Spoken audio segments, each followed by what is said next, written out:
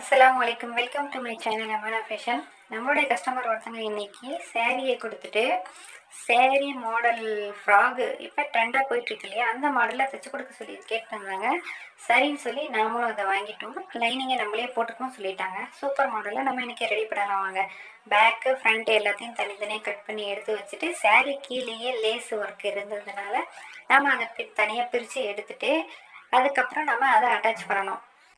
Lace அதிலே இல்லைன்னா நம்ம தனியாக வாங்கி அட்டாச் பண்ணுற மாதிரி இருக்கும். இது அதிலே இருந்ததுனால நம்ம அதையும் அட்டாச் பண்ணிட்டு அதை அவுட் ஃபினிஷிங்